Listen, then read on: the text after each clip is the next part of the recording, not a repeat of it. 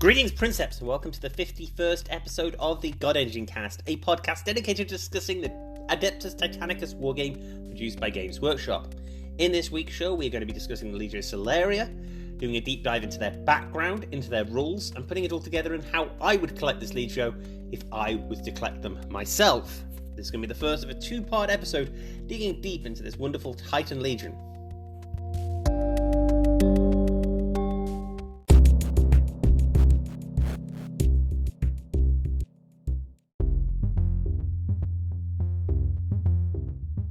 I just want to put a massive thanks out here before we get on to the shows for those folk who are helping support this show above and beyond. I've got numerous people now on my Patreon account, and several people are frequently donating through my Ko-Fi account, my online tip jar.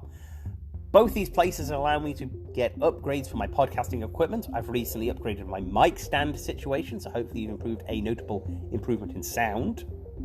Secondly, I've started looking really deeply into what I need to upgrade my main rig to start work on better YouTube videos and a few other audiovisual programs that I need to take this show to the next level.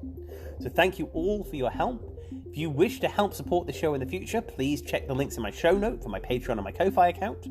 But additionally, as always, the best way to help any media online is to rate and review it on your podcasting app of choice and to recommend the show to a friend. Doesn't matter what show you're talking about, they are the ways the algorithms online work.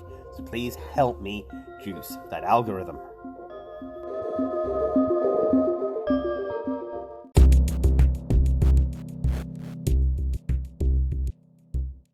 So let's talk about the Warbringer Nemesis Titan and the Bellicose Volcano cannon that was released for it this week. Now sadly, it was released in Forge World resin and wasn't released as a complete plastic kit. It also doesn't come with this new head, which I think has been the major point of disappointment on many of the threads I've read about this particular release over the past week. I really don't know what to say. This is the first time Games Workshop have really surprised me, and surprised me in a bad way, about Titanicus in quite a while. I was very much expecting a new plastic kit with this Titan. This kit is going to be very popular, so it's going to be nigh on impossible to get from Forge Worlds. It's going to be going out of stock left, right and centre.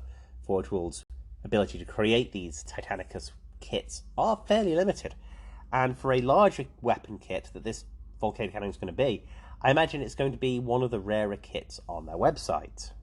Which is very much a shame given the fact that there is going to be a lot of people who want it.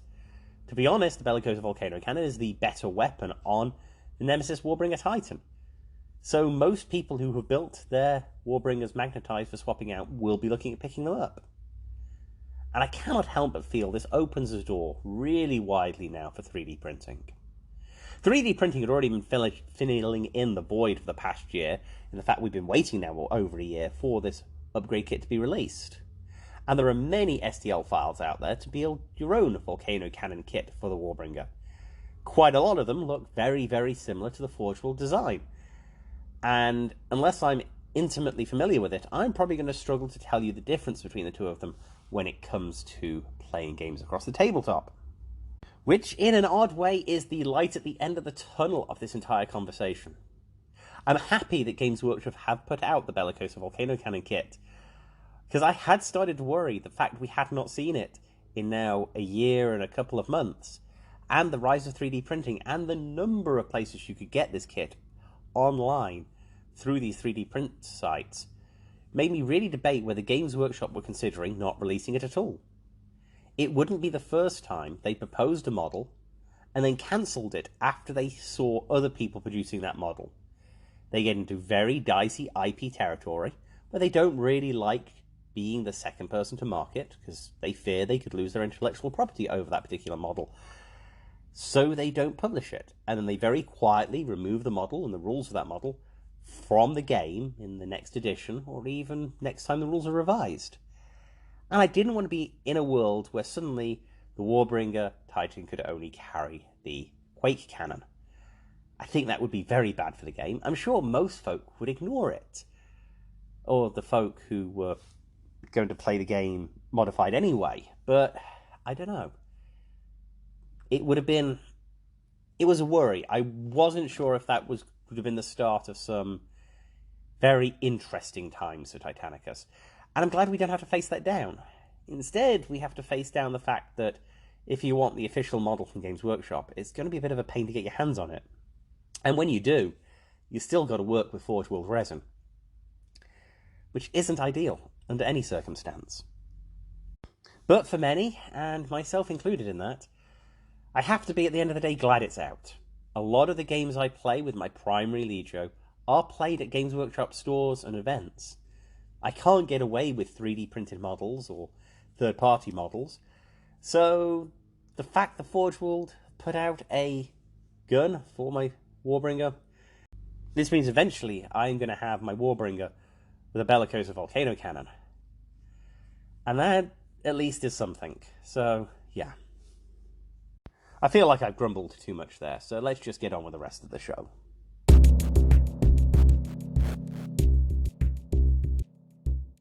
So now we're going to move on to the main section of today's show, which is going to be a deep dive into the Legio Celeria. As usual, my deep dives into Legios take 2 episodes. This episode is going to focus on the history of the Legio, both in the real world and in the story of the Horus Heresy.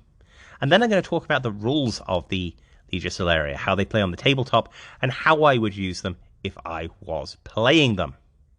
Then in next week's show, we're going to have a sit-down conversation with hobbyist Steve, who you'll know from the Tabletop Standard channel, where he will talk us through his collection of the Legio Celeria and how he paints and collects them, and his views of the rules as well.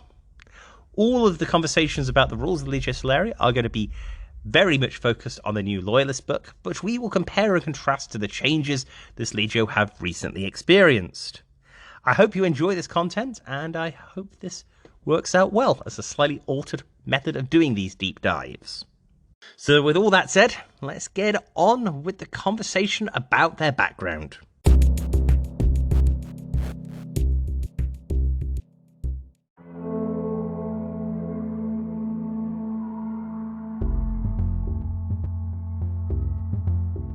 Legios Celeria, Militaris Grade Secundus, Patent Pre-Imperial Tigris Mechanicum, Cognomen the Imperial Hunters, the Legions Fidelitas Constantis.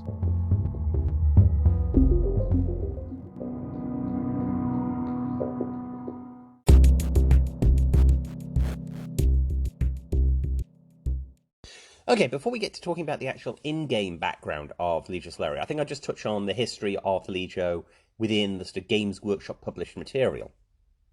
Back in '89, they were a throwaway line of a Legio in the original Titanicus release. Their main reference comes from a White Dwarf article in 1989, the UK edition 111, where they're shown as an alternative paint scheme for a Loyalist Legion, and there's a little bit of information there called the Imperial Hunters. They don't have the codenym Legio Celeria at that point, as most of the Legios were just known by their low Gothic names. In 2018, they started getting a lot of attention from Games Workshop. They were picked up by several Black Library authors, and a number of books with them as key characters came out, notably Titan Death, which Guy Haley wrote to accompany the Titan Death source book, the first expansion for Titanicus. Both these books covered the battles of Beta Garmon, as we've talked about before on this podcast, and the Legio Celeria were cast as the primary characters in the story in the Guy Haley novel, and they appear as a key player in the Titan Death source book. In addition to this, focuses them in the Horus Heresy. Some references to them were dropped within the Greater 40k universe, throwaway lines that they existed as a Titan Legion, plus appearances within the Black Library books, Warlord, Fury of the God Machine, and the Gates of the Great Devourer, which is a short story within the Servants of Machine God anthology. Both these stories don't really fit with the rest of the narrative about the Legio Celeria. They go undergo substantial changes from the Horus Heresy Legio to the Legio we find in the 41st millennium. So I'm not really going to talk much about those books. I'm just putting it out there that they exist. Both these stories are pretty good stories of Titans fighting other big things, be they Bio-Titans or traitorous Titans. But yeah, it's not quite Horus Heresy, so I'm going to move on and keep the focus on Titanicus. They are referenced in additional books put out in the Adeptus Titanicus release schedules, but they mostly reappear again when we get the Loyalist book. And within the Black Library, they make continual reference to them throughout the Siege of Terror books, where occasionally they play a major part in the odd chapter here and there. I've been told they have a fairly sizable moment in the Mortis book, but I've yet to read it, so I'll just have to come back to that when I finally get myself a copy. So in that pastoral look, we have a small loyalist legion from back in the day that gets quickly brought to the front in the 2018 version of the game, and with the advent of the Titan Death book, pushed perhaps for a short time to be the main loyalist legion, at least from Games Workshop's perspective. This has been eroded with time, and they've definitely done a good job at pushing other loyalist legions, but I think there is a slight bias within the material put out by Games Workshop that pushes Legio Celeria to be the sort of poster boys of the, or poster girls, if you will, of the loyalist side. But that's a sort of idle conversation to have down a bar at some point. Let's actually go on and talk about the actual background of the Legion within the game.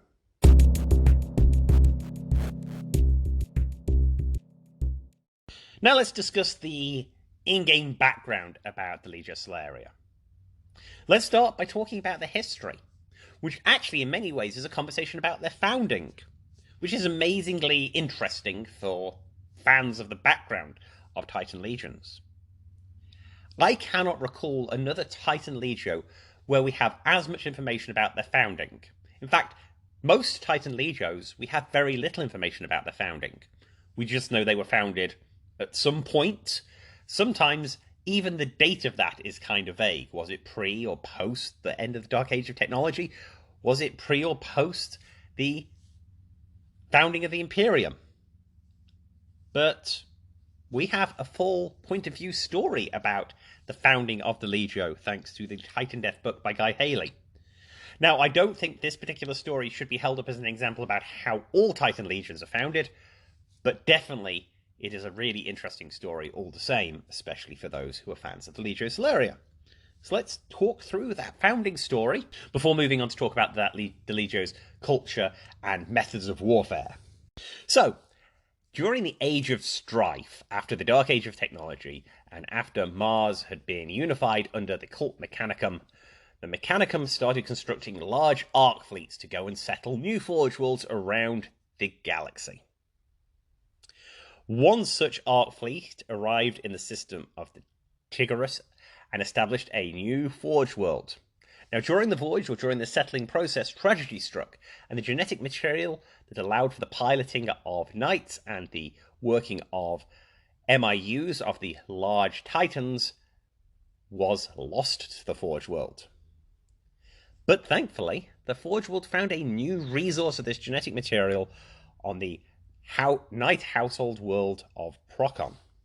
Procon was an ancient Dark Age settlement of humanity that large knights had protected from Xenos threats and other threats on the planet, and had evolved a feudal society based around those with the ability to pilot the knights.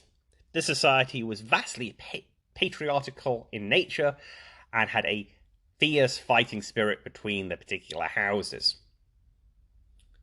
The noble lines on this house eagerly formed an alliance with the Mechanicum when the Mechanicum discovered the planet. Their knights needed a lot of maintenance. In the stories, you hear references of knights being piled by petroleum engines and even maybe a few steam engines. These knights were not to STC standard in the slightest, but the Mechanicum promised them brand new suits and arranged a giant competition to work out which particular noble house would be the most blessed by the Mechanicum.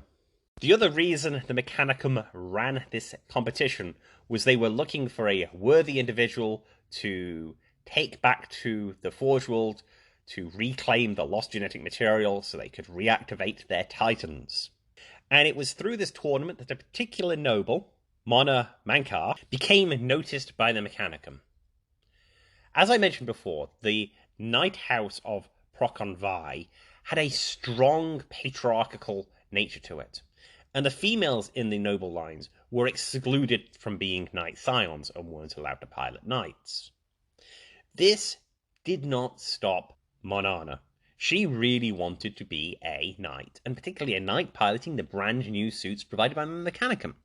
So she entered the competition on horseback, while the rest of the knights on the planet were in their variety of suits. She fought and chased down the targets with a lance on horseback. And it was this daring, and the fact that she actually won, that made the Mechanicum really interested in this individual. Now, clearly, she had broke the ethical and codes of laws of the House of Proconvi and was exiled, which was even better for the Mechanicum. They asked her to join them and took her back to the Forge World. And from her, an entire line of genetic clones were created. She became the mother, in effect, to an entire legion of princeps and moderati, to a new Titan legion that was created and called the Legio Celeria, the Imperial Hunters. It was this genetic mother, the Great Mother as she became known, who established the culture of the Legio. She took her heritage of being a noble, a proud warrior, and this sort of streak of independence that she built that allowed her to rebel against the patriarchal systems on her home world.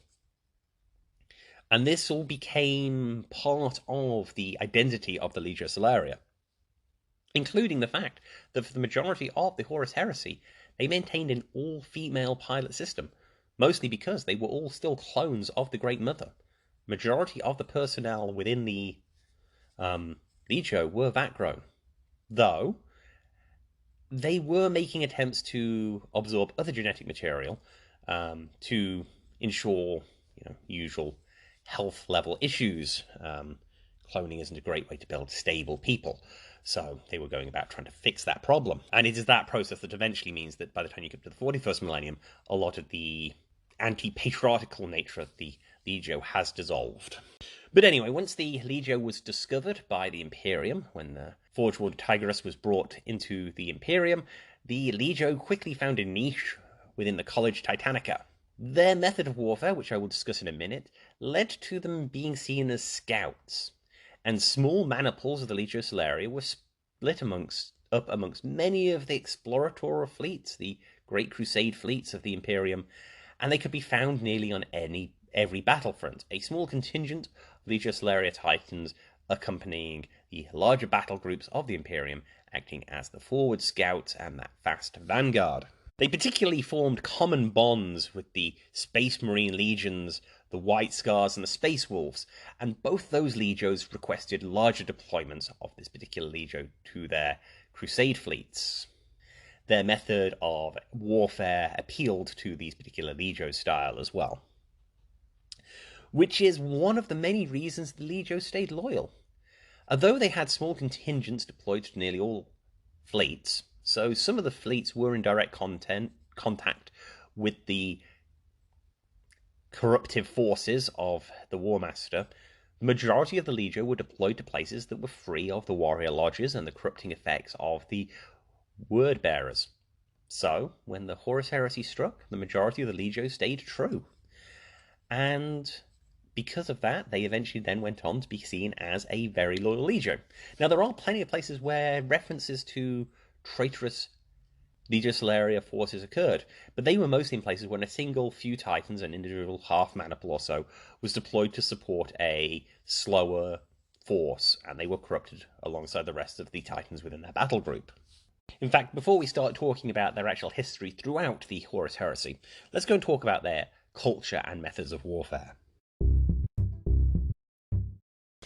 So, the personality of the Great Mother imprinted itself on the Legio, first through her initial clones, and then just through her teachings, and then eventually the MIU uploads to the particular Titans. This created a culture in the Princeps where they were very emotion first. They were known as being loud, prideful, and a little bit rebellious. They see every battle as a chance for greatness and glory.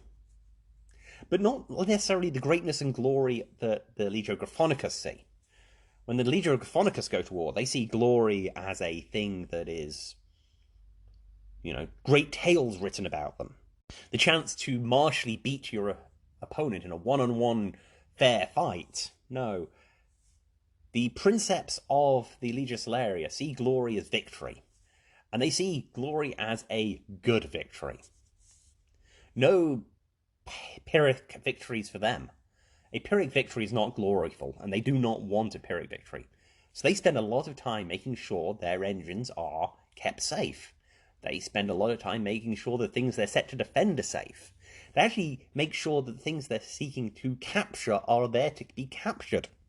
I mean, this can be seen in the conflict they had with the Legio Vulpa on the compliance on Dendritica, when the Legio Vulpa happily slaughtered civilians to force compliance through terror. Legio Celeria really did not like this method, and they rebelled against it whenever they could. They did not kill civilians. They did not kill people who were not out to kill them. There was no glory in it. Yes, we forced compliance. Yes, we got victory, but we did it through killing innocents? That is not a gloriful battle. There is no nobility there. They will win by besting their opponents, and they will win by besting their opponents and staying alive. No glorious last stand for the Legio. I mean, they will if they really get pushed into it. But if they can avoid it, they will do something else. They aren't above showmanship. Individual princeps seek to outdo each other in every turn. They are very aggressive because of that, gladly hunting down the opponent, but again doing so in a way with one thought about keeping themselves safe, and their titans, their precious titans. And it's this weird interaction that means that Mechanicum saw them as a bit of a liability, but never really did anything about them. They clashed with them. They didn't get on with their lack of calculations in their methods of warfare. But they did have one of the best engine loss ratios of any other titans through the heresy. I mean, tying all this together, when you start looking at the combat doctrine, it becomes pretty clear that this sort of ideology they developed is perfect for a fast, aggressive scouting force. They want to be able to get in, strike the target, and get out again really quickly. Very much like the White Scars in many ways. In fact, I see a lot of parallels between this Legio's culture and that of the White Scars, for those who are well-read in the Horus Heresy books. There is an axiom in the Legio that a moving blade cannot be broken, which is kind of untrue, but it's a pretty cool idea of what they want to do. The Legio is continually moving, continually keeping their opponent on edge, and showing up for moments of glory and absolute brilliance in fighting. Because of this preference for speed, the use of the Warhound Titan became prevalent within the Legio. They still use the other engines, though, quite often seeing the heavier engines as an anvil on which the opponents are smashed by the Warhounds. So this really separates them from other Scout Titan heavy Legios like the Ember Wolves, where the Ember Wolves solely use the Scout Titans because of SDC issues, but now because of cultural preference. The Legio Celeria aren't opposed to deploying War Masters, I suppose, and they will gladly use Hounds to draw the enemy to the larger guns. As I mentioned, because of this culture and this development of this swift combat tactics, they were quickly deployed to many exploratory feats to be the vanguard force for other Titan Legios. And this created a very scattered Legio over the galaxy. They could be found in nearly any major Great Crusade battle, but particularly focusing on the ones that involved the White Scars and the Space Wolves. But this diverse spread of uses across the entire galaxy is the reason why, when it comes to actually working out how big a Legio Celeria is kind of awkward. We know, or the Legio and the Imperium knows, how many Titans they were able to gather for the Titan Death Affair.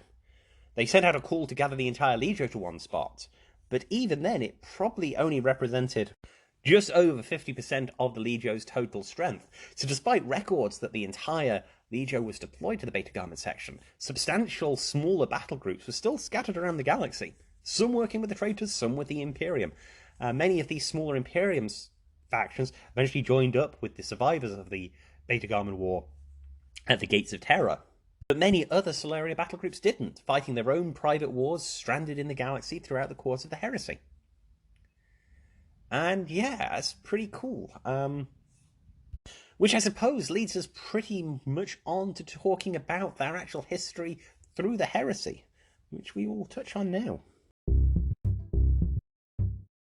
So let's actually now talk about where they appear in the Horus Heresy storyline. And this is where suddenly we sort of throw a track. We go from having a lot of information about the Titan Legion, a lot of information about how they fight and their background, there's certainly not much information.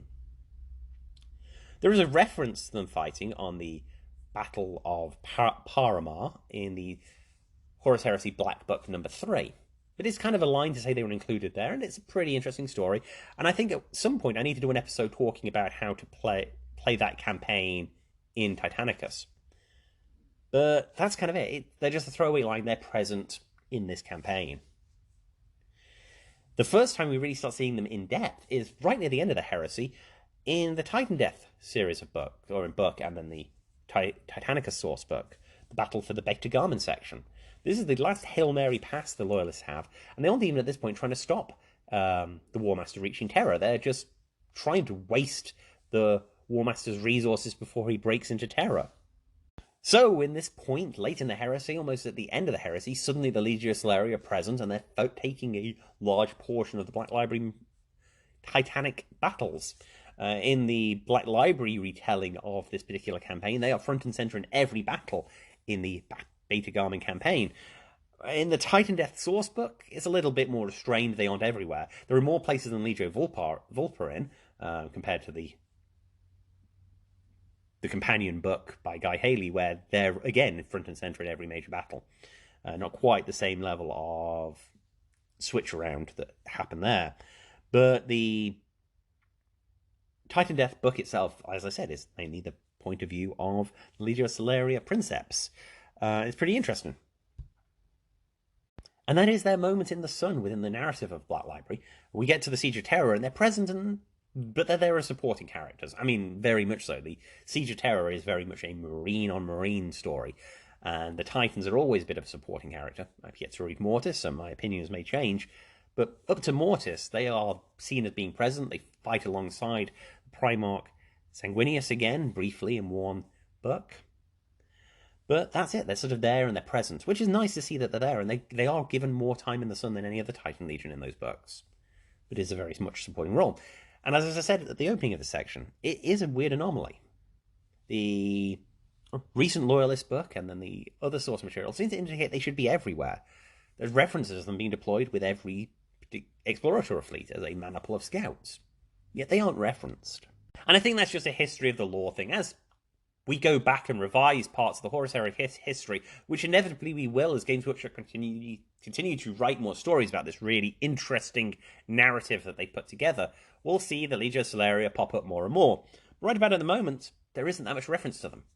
But I think there's a lot of stock that you can insert them into any particular campaign you want to run.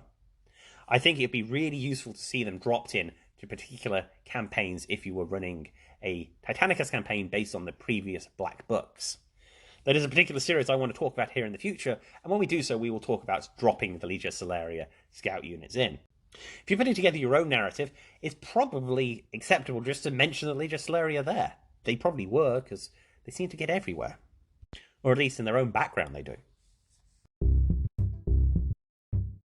I just want to take a moment, though, to talk about the Legio's badge.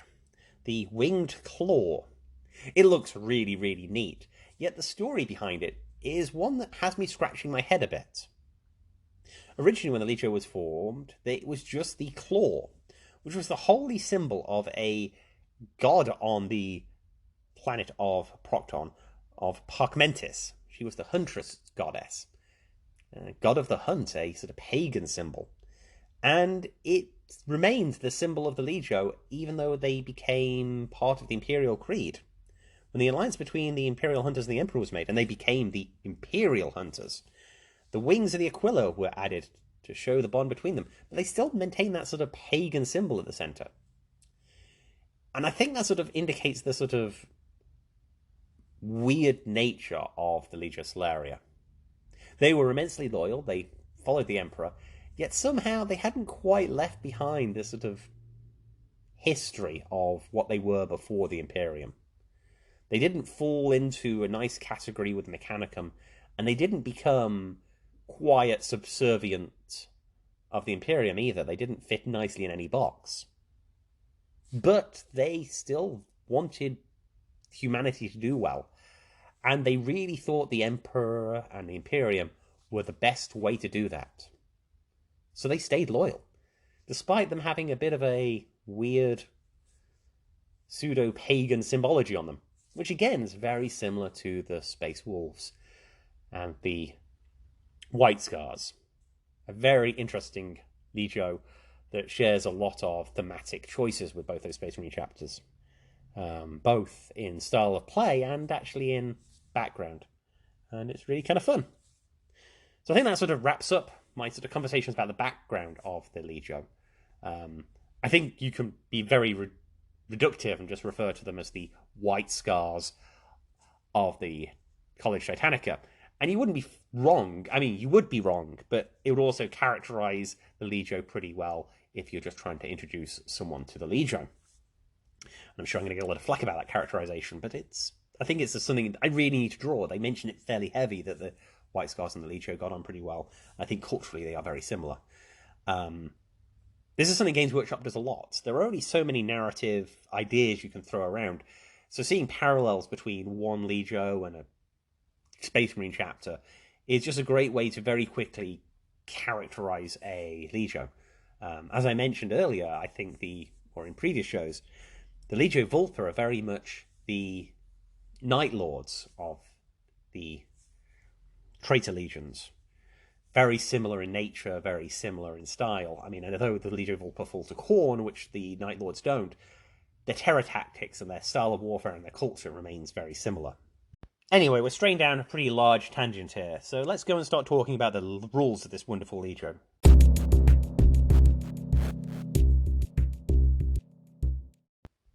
So as I have done before with previous deep dives into Legios, I am going to talk through each of the Legio traits, their war gear, their individual special rules, and then I'm going to put it all together and talk about them as a whole as well. So let's start with reviewing each individual Legio trait. The first trait is called Wolf Packs. Legio Celeria Warhound Wolf Packs can bring down even the largest prey. As a result, they often field larger numbers of Warhounds and are much better versed in coordinating their attacks.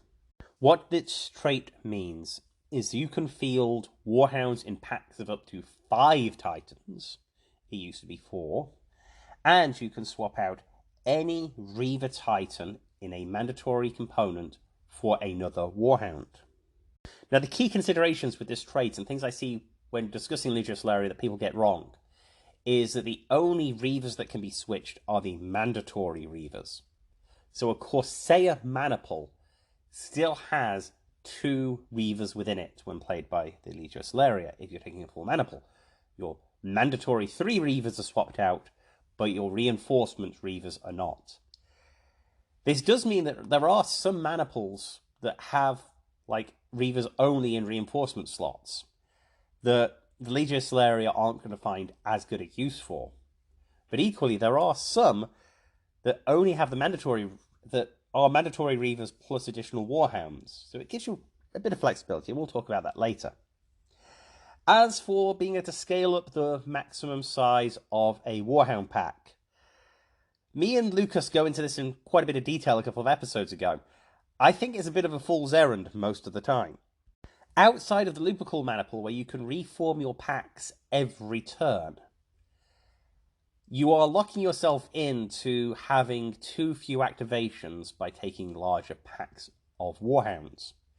I really think the largest pack you need to be running is 3 Titans. The idea of putting 4 or 5 Warhounds into a squadron is just kind of counterproductive. Yes, you're going to be able to move a lot of Titans. Yes, you're going to be able to strike first on the turns you can strike first. But the enemy is going to be outmaneuvering you. You are going to lose the benefit of the Warhound speed because the enemy will be able to move after you've moved and reposition all their Titans. It's a balancing act. And maybe you could take a very large pack and then several supporting Titans to try and get your activation gain back to 5 or somewhere around that. But it's a complicated piece of maths. And I think it's just easier to run them in units of 3 and just get the bonus of having 3 Titans all activating at the same time. And even then, that may be too much consolidation. So the second trait is called Fog of War, and it's Legio Pacific Stratagem. The Imperial hunters are famed for their skill at obfuscation on the battlefield. Often smaller titans will hide in the energy shadows of their larger sisters, shifting positions unseen by their enemies. So the old version of this rule was really kind of clunky. It was a 2-point stratagem, and you would play it at the start of the game after deployment, and you could reposition any warhound on the battlefield per number of larger titans you've got. The rewrite in the Loyalist book kind of fixed this. You can now get a 1-point stratagem that you can take multiple times, and each use allows you to redeploy a warhound. I think this is actually really good and has a great deal of uses. If you decide to lean into large squadrons, taking this stratagem multiple times allows you to reposition your warhounds after the enemy's finished deploying. If the enemy's winning the activation game, they're also going to win the deployment game and be able to get good positions on a lot of your titans. Being able to redeploy a lot of your warhounds will hopefully mess the enemy's plans up.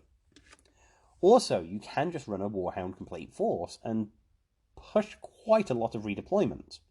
If you were to invest 3 dots in the Fog of War, and theoretically on a 5 or 6 Titan Maniple, you could pull a refused flank deployment where suddenly you can move all Titans from one side of the battlefield over to the other. You can suddenly consolidate your entire force and the enemy spread out. And that's the sort of little thing that will lead to you winning the game. There are only 5 turns of full movement. I mean, you can get 10 turns if you move during the shooting phase, but most people won't. And repositioning some of the heavier titans, like the Warlord, isn't going to happen quickly. So you can deprive the enemy of several turns of actions with their bigger titans by just moving titans from one side of the table to the other. And that's really cool. It's very fluffy, really powerful. I really like it. So the next trait is the Pacific Wargear Fortis Motivators. Warhound Titans used by the Imperial Hunters are among some of the most formidable of all the Legios. Speed and mobility are especially coveted by the Tigris Mechanicum, and their Titans are modified with many redundancies and modifications to keep those Titans moving. This upgrade costs 20 points per Titan, and it really hasn't changed from the original Titan Death to the Legio re-release.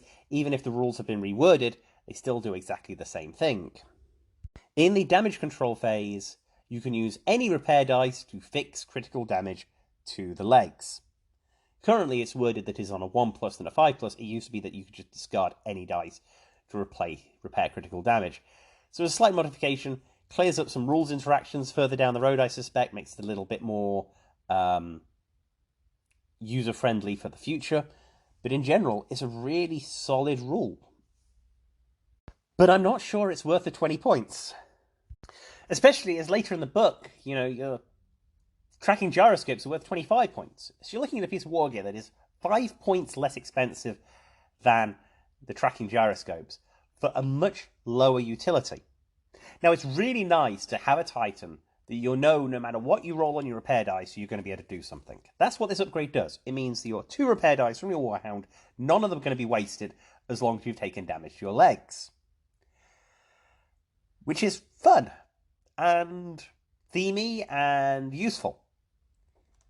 But the problems sort of start when you start thinking out how it means over the course of the battle. You have to spend that 20 points on a Titan that ends up taking damage to its legs. Now, you run a lot of Warhounds, and the legs are the weak spot on the Warhound, so it's going to happen. But is it going to happen 20 points worth of time?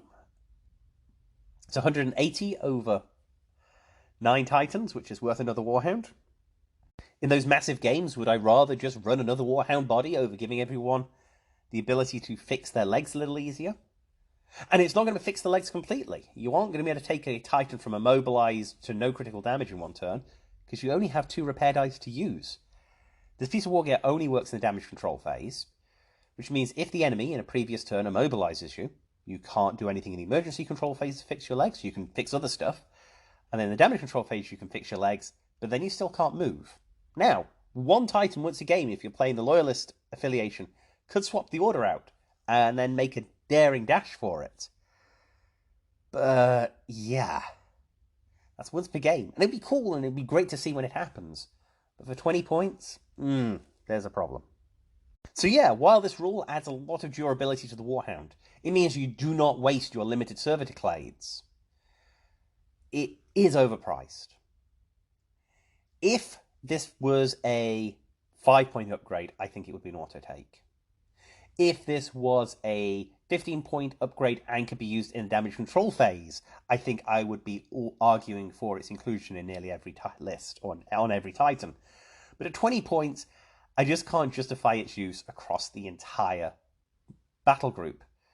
And then when you have it on only one Titan, its utility goes down, because you then got to be in a position where that one Titan that you've given the upgrade is the one to take damage to their legs.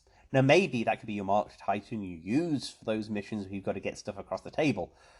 But if we're being honest, shooting up a Warhound to death isn't hard.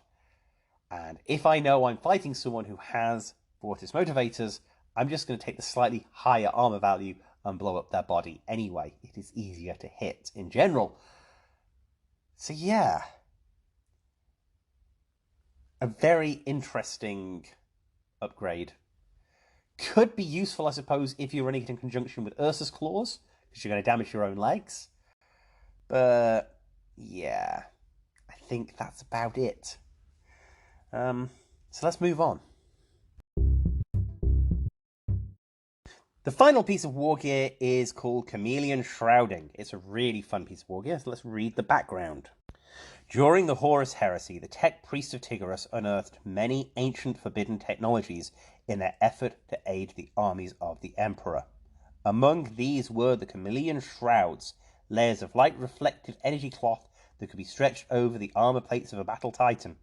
While they were never fully implemented, many princeps used these shrouds to great effect in some of the pivotal battles of this dark age. So the rules for this particular upgrade have changed subtly between the Titan Death and the Loyalist release. We'll concentrate on the Loyalist version, and I will reference briefly how it used to be in the Titan Death book. Basically, any Legio Celeria Titan with a scale 6 or less, so currently just Warhounds, can take the Chameleon Shrouding for 35 points per Titan. The Titans have their outline blurred, making a moving Titan difficult to hit. So if a Titan moves at least 6 inches in a round, the enemy shooting at it will suffer a -1 to hit, providing they're also over 10 inches away. But as soon as a single point of damage is taken, the bonus is lost. This rule used to be in the Titan Death book that it'd be -1 to hit, providing the enemy's weapon was at long range. I think they've really improved this rule. They brought the Titans closer to the opponent, that you can go within 10 inches, which for most people is with most weapons are within short range. But also enforcing that the Warlord has to be moving to gain the bonus means you can't just have someone camping at the back and sniping you with turbo lasers. So I think it's a good upgrade. Now at 35 points, it is a little steep. You definitely can't take it on every single Titan in your list. But I think picking 1 or 2 key Titans has a place. They're probably going to be the Titans that aren't relocated through Fog of War. They're the guys who are going to go down, and your opponent's going to be wary of deploying aggressively against them anyway. And there are ways to really stack the bonuses. There are other modifiers you can do to make it virtually impossible to hit your Titan. So maybe it becomes the guy you're going to do retrieval missions and that sort of stuff with. But yeah, 1 or 2 Titans with Chameleon Shrouding add some good diversity to your force. Definitely not something to apply to every Titan out there. As I've covered before, part of the standard set of rules these historic Legios get are their own personal traits that add additional flavour to the Legio. These are taken instead of the traits found in the core book. You usually get 3 options, and for the Legio Celeria, they are the Spear of Tigris. The Princeps Titan may issue full stride orders to themselves without needing to take a command check, which is really good. The second one is called Agile Mind. Once per game, when you are hit by an attack, your Titan can respond by time, interrupting the activation of the enemy and immediately making a single attack at the enemy. And finally, Swift Displacement. When you're charged, but before the enemy finishes making their smash attack, you can retreat d6 inches away from them, meaning you don't take any damage from a smash. And yeah, that's pretty fun as well, though it's a little tricksy, and I'll go into the problems with it here just now. You see, it only works when the opponent makes a smash attack after making a charge order. So a canny opponent, knowing you've got that trait, is just going to use a close combat attack. Because if a Reaver charges you and hits you with a Chain Fist as part of a charge order, that doesn't count as a smash attack. Yeah, it's kind of problematic. It's not a great choice. It's a very limited utility. And if you are actually going to roll for your Princeps traits, as it says in the book, I know most people look at picking them, which I kind of agree with. It's been sort of the method going forwards. It's really not that good. The Spear of Tigerus is perhaps the best one, allowing you to auto take that full stride. Agile Mind is okay. The ability to interrupt enemies' attacks and shoot your own weapons is really fun, especially if you could shoot the enemy's weapon that's about to shoot you, is kind of fantastic. But I think in general, Legio Celeria are probably better rolling from the core book. The core personal traits just have a lot more utility, even if they don't have quite the same flavour. With two of their traits being once per game effects, and one of those effects being kind of useless, I just can't justify taking them. Yeah, it is what it is.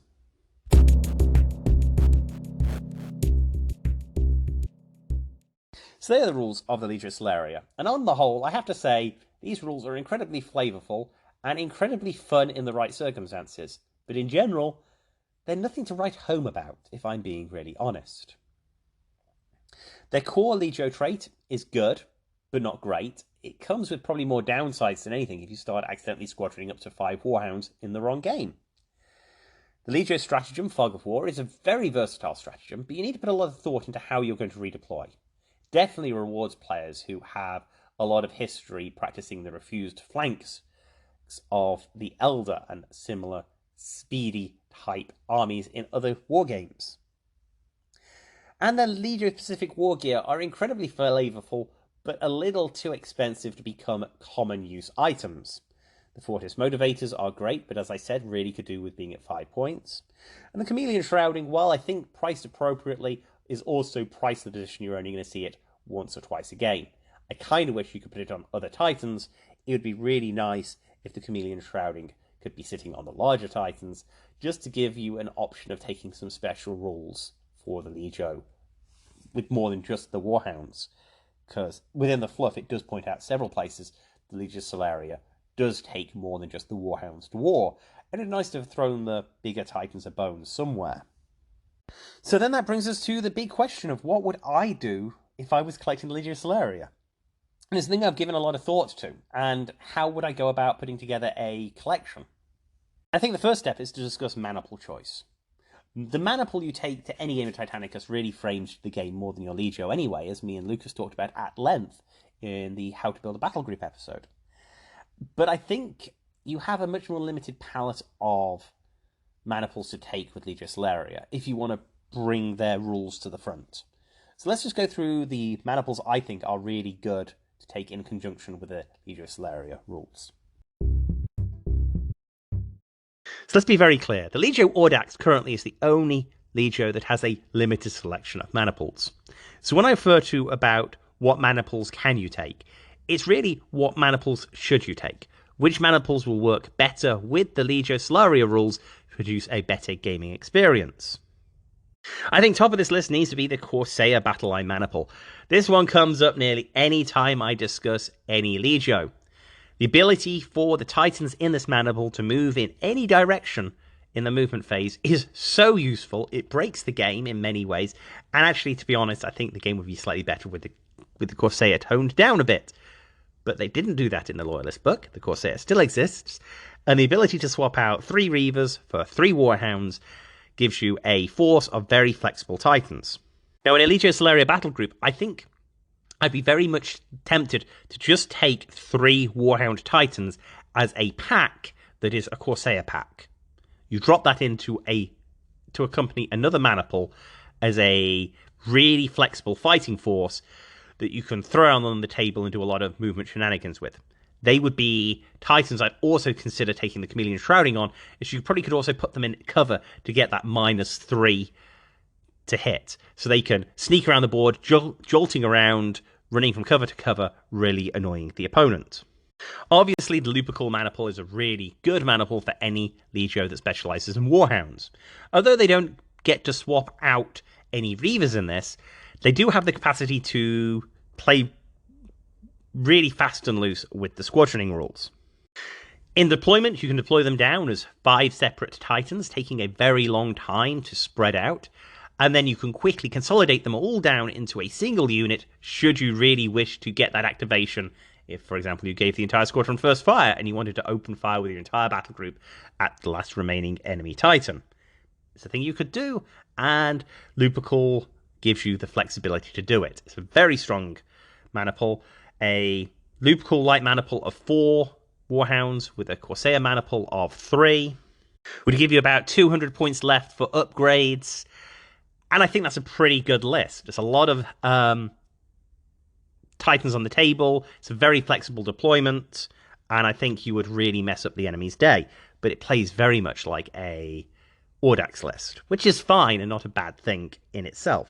The Ferox Light Maniple is another strong choice. Being able to swap out the Reaver to just be able to deploy 3 Warhounds who get that additional plus to damage when in the enemy's close range is really good fun. I think I'd still rather take a Corsair in this case, but it's not bad, and perhaps running a Corsair and a Ferox wouldn't be terrible. But I think the flexibility of the Lupercal Light Maniple, as I talked about a minute ago, is probably something you'd still want to see, as it allows you to control the activation game a little bit, which is what you're going to need to do if you're just running these Warhound Titans. But if you want to run more than just Warhounds, and perhaps you just want to take one Maniple, I think you really just think about the Manadaptum Battleline Maniple. The Manadaptum is 1 Warlord plus up to 4 Warhounds, and I think this is really fun for Legio Celeria. Legio Celeria often talk about that they have the bigger Titans, and this shows it off. Their rule is that the Warlord Titans, while the Warlord Titan is on the battlefield, all the Warhounds get +2 to the command checks, which is really good, allows you to make those command checks that little bit easier, especially true on the Warhounds that are missing a lot of push, and they get to add +1 to hit if you're within 12 inches of the Warlord Titan. Now, I would take the Manadaptum, and if I was in a situation where I could pick my Warlord trait, I would have my Princeps be the Warlord with the Spear of Tigurus trait, which means he could automatically pass his command checks for full stride, which means you get this full striding Warlord charging up the table in the first couple of turns, while the Warhounds follow him up behind, hopefully with the Chameleon Shrouding here and there, to basically put a pretty resistant bubble racing up the table before getting stuck into the opponent at close range, when the Warlord's within 12 inches of the enemy Titans, and those Warhounds are picking them apart with hyper-accurate shots. Now, on a very similar note, if you're less keen about getting you up the table and increasing the accuracy of your Warhounds, I think you wouldn't be bad at looking at the Perpetua Battleline Maniple. Now, the Perpetua is a Maniple I've generally talked down to, as I don't really think it's very good. But I think for this particular Legio, with some of the war gear options they've got, there is an angle for it. So the Perpetual Battleline Maniple standard is 1 Warlord, 2 Reavers. Obviously, that means the Legio Celeria can take it as 1 Warlord and 2 Warhounds. And the Maniple trait is called Stand Firm. It means that emergency repair orders always pass on a 2+, which is really good. And during the damage control phase, providing your Titan hasn't moved, you can roll an extra repair dice. You gain a Servitor Clade. Now, this is really good when you've got Warhounds with the 4x motivators, as basically that means you get an extra chance to remove critical damage from your legs. An immobilized Warhound from a Perpetua Battleline Maniple can completely repair all of its critical damage from its legs. And because you're going to be getting that emergency repair order easier in the initial phase, there's a much better chance you're going to quickly heal your Warhound Titans. So if you're looking for some very resilient Warhounds, I definitely think the Perpetual Battleline Maniple may be the way to go. Plus, you've got a Warlord on the table, which will extract a lot of fun firepower. After that, your choices get a little bit more limited. But there is one notable Maniple I think I would probably look at collecting myself. It's the Domus Battle Force Maniple. I know this has come out before when I've done these Legio reviews. I think it's a very good Maniple if you're bringing some additional special rules to the table. The Domus Battle Force Maniple is 1 Warlord Titan, 2 Reaver Battle Titans, and 1 banner of Questoris or Cerastus Knights. Now, this is an expensive maniple for most Legios, and I've recommended it generally when you've had the capacity to change one of the Titans out. I recommended it for Legio Gryphonicus, swapping the Warlord out for a Reaver. And I think it's the opposite way here. You keep your Warlord, you put your 2 Warhounds in, you can take an optional 2 Warhounds, so that's 4 Warhounds, 1 Warlord, and 2 banners of Knights. And those Knights, when they're standing close to your Titans, confer a -1 to hit. So you could put Chameleon Shrouding on a couple of your Warhounds to just get a native -2 to hit when standing in the open. You put a bit of cover behind it, and suddenly your Warhounds are at -4 to hit if you get into 50% cover. That's really good fun. And I think there's a nice synergy. You could paint your Knights up as Knights Vi. They're Knights who are intrinsically linked to the story of Legio Celeria. So you've got these Warhounds that can run quickly up the table. You've got the Knights that can accompany them. You throw some Crusade banners out there so those Knights don't shake as much, which is a really key thing that will happen. And that Warlord Titan can sit at the back and just throw fire down the table. I'd upgrade the Warlord to have the gyroscopic missile launchers, and then you just sit back and watch. This force of Knights and Warhounds shoot up the table, get into close. The opponent will have to decide whether to try and shoot the Warhounds or the Knights. The Knights are probably the easier target to shoot at because they don't have the Auspex bafflers. But on the other side, the Warhounds getting in close will start laying on a lot of hurt with their Plasma Blast Guns and Vulcan Mega Bolters. All the time that Warlord is standing at the back, slowly moving forward, laying some hurt on with some long-range, devastating weaponry. I think that deployment sounds very much like the Legio Celeria I read about in Titan Death. A force that was willing to work with Knights, willing to work with combined arms, had a history of combined arms.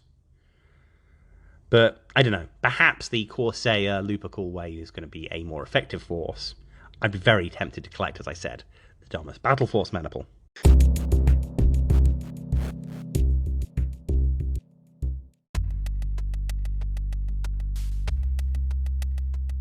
So I think that actually brings us to the end of this episode. I'm going to have a conversation next week with Steve from the Tabletop Standard channel about his collection of the Legio Celeria and get his advice on how to paint and collect this Legion. I'm also going to go into some more conversations about his views on the rules and the playing of this fantastic Legion on the tabletop, plus quite a few other things as well. But for now, we shall leave it here. Thank you for listening today. If you feel like supporting this podcast, as always, please visit my Patreon and Ko-Fi accounts and rate and review the show where such data is collected. Thank you so much, and until next time.